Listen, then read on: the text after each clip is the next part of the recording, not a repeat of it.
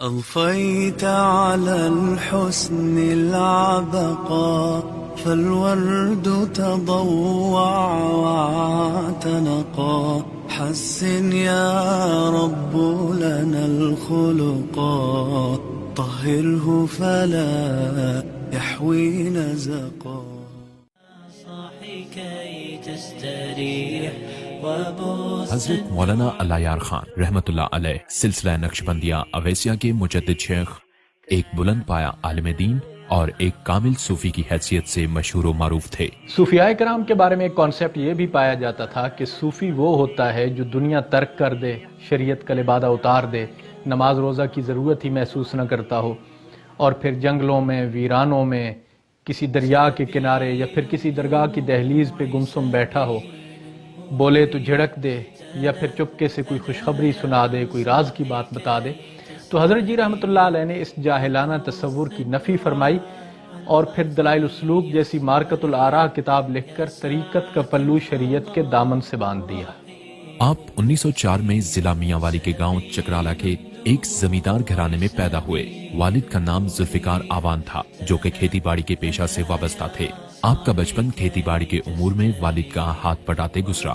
سنت انبیاء کی پیروی میں آپ کو بکریاں چرانے کی سعادت بھی نصیب ہوئی۔ حضور علیہ الصلوۃ والسلام کی نبوت کے ظاہری و باطنی جمال کا پرتو آپ کے چہرے کا نور اور آپ کے قلب مطہر کی روشنی تھا۔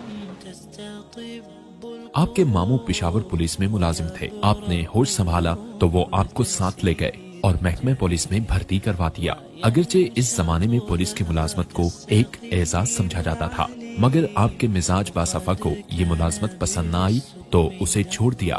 وارنٹ گرفتاری جاری ہوئے تو وہ خود پشاور پہنچے اور ملازمت پر بحالی سے انکار کرتے ہوئے قید کاٹنا منظور کر لیا۔ آپ کے ماموں آپ کو دوبارہ پشاور لے گئے۔ اس مرتبہ آپ کو جیل پولیس عملہ میں بھرتی کروایا۔ آپ نے دوران ملازمت ذاتی شوق اور محنت سے پڑھنا لکھنا شروع کیا اور مختصر عرصہ میں پرائمری نصاب مکمل کر لیا۔ اس زمانہ میں جیل کا اکثر عملہ ان پڑھ ہوا کرتا تھا، چنانچہ آپ کو تعلیم کی بنیاد پر جیل منشی کی ذمہ داری سونپی گئی۔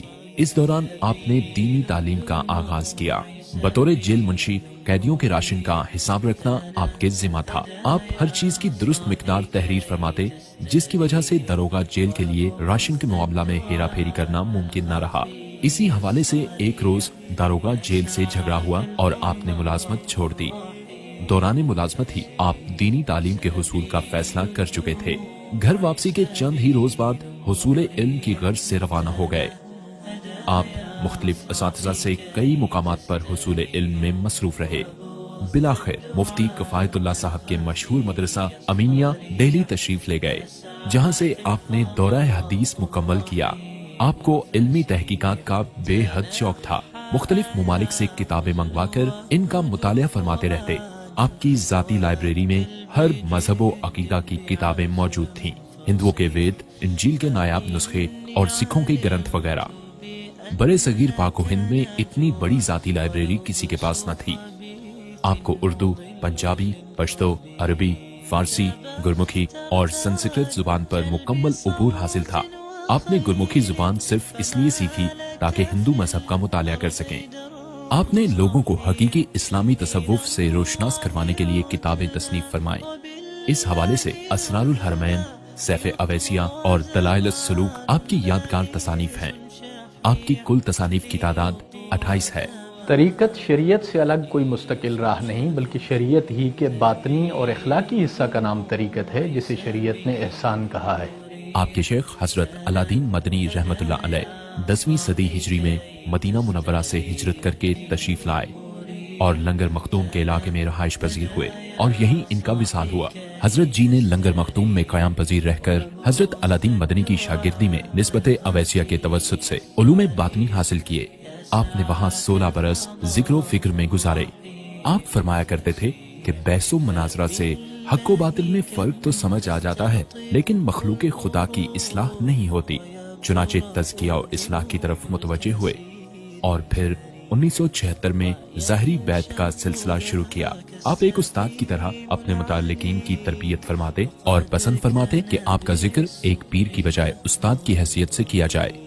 حضرت جی رحمۃ اللہ علیہ کی صحبت کے اثرات اتنے گہرے ہوتے تھے کہ آپ کے پاس بیٹھنے والے لوگوں کی سیرت، صورت، ان کی زندگی، معاشرت، یہاں تک کہ بولنے اور سوچنے کا انداز تک بدل جاتا۔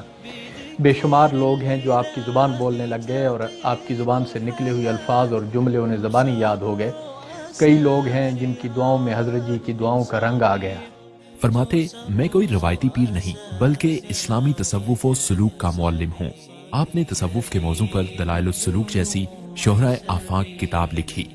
اس کتاب کو برِ صغیر کے علاوہ یورپ میں بھی تصوف کے موضوع پر سند کا درجہ حاصل ہے۔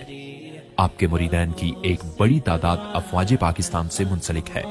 1971 کی جنگ کے بعد قیدیوں کو انڈیا منتقل کیا گیا تو ان میں سے میجر احسن بیگ صاحب کے پاس اتفاق سے حضرت جی کی کتاب دلائل السلوک کا ایک نسخہ موجود تھا، جسے مختلف آفیسرز نے پڑھا اور حضرت جی کا پیغام ان کے دل میں اتر گیا، اور یوں آفیسرز کی ایک کثیر تعداد نے اجتماعی ذکر شروع کر دیا، جس سے انہیں قید کی حالت میں سکون قلب نصیب ہوا۔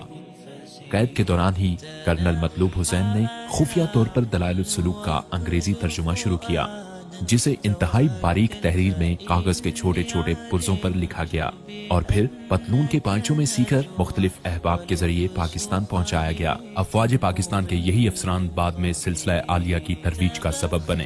حضرت جی رحمت اللہ علیہ نے متعدد پیش گوئیاں فرمائیں جو کہ حرف بحرف صحیح ثابت ہوئیں۔ 1975 میں افغانستان پر روسی حملے سے متعلق پیش گوئی کرتے ہوئے فرمایا کہ روس 1979 میں افغانستان پر بھرپور حملہ کرے گا اور پھر روس ٹوٹ جائے گا اور مانگ کر کھائے گا۔ معروف کالم نگار ہارون الرشید لکھتے ہیں کہ اس جنگ سے متعلق رپورٹنگ کے دوران روسیوں کو مانگ کر کھاتے ہوئے میں نے خود اپنی آنکھوں سے دیکھا۔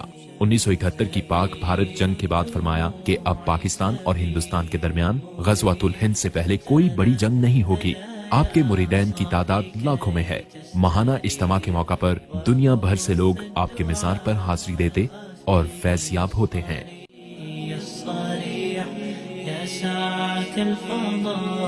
حضرت جی رحمۃ اللہ علیہ فرمایا کرتے تھے کہ دنیا میں تو چونکہ دنیاوی معاملات ہوتے ہیں، پریشانیاں ہوتی ہیں، مسائل ہوتے ہیں، تو توجہ ادھر بھی چلی جاتی ہے۔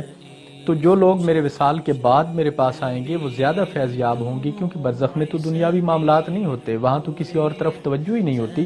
تو اس لیے فرمایا کرتے تھے کہ جو لوگ میرے وصال کے بعد میرے پاس آئیں گے وہ زیادہ فیض یاب ہوں گے۔ آپ نے 18 فروری 1984 کو وفات پائی اور یوں مرشد آباد کی زمین کو آپ کی آخری آرام گاہ بننے کا شرف حاصل ہوا۔ وصال مبارک سے قبل علاج کی غرض سے اسلام آباد روانہ ہونے لگے تو ہماری والدہ جو کہ حضرت جی رحمۃ اللہ علیہ کی صاحبزادی ہیں، انہیں پاس بٹھا کر کچھ وصیتیں فرمائیں۔ اس کے بعد میرا ہاتھ اپنے مبارک ہاتھوں میں لے کر بیعت کے کلمات ارشاد فرمائے۔ تو میں چونکہ کم عمر تھا، بمشکل 5 سال عمر تھی، تو میری والدہ نے خوشگوار حیرت کے ساتھ یہ سوال کیا کہ ابا جی کیا بیعت کے لیے شعوری طور پر آمادہ ہونا ضروری نہیں؟ تو فرمایا بحیثیت والدہ بیٹے کے معاملے میں آپ کا آمادہ ہونا کافی ہے۔ اس کے بعد فرمایا کہ حضرت عبداللہ ابن زبیر رضی اللہ تعالیٰ عنہ کو جب رسول اللہ صلی اللہ علیہ وسلم کی خدمت میں بیعت کی غرض سے پیش کیا گیا تو ان کی عمر مبارک صرف 7 سال تھی۔ اس کے بعد حضرت اسلام آباد روانہ ہونے لگے تو دروازے کے پاس پہنچ کر مڑے اور لاٹھی کے سہارے کھڑے ہو کر گھر کے در و دیوار کو الوداعی نظروں سے دیکھا اور روانہ ہو گئے۔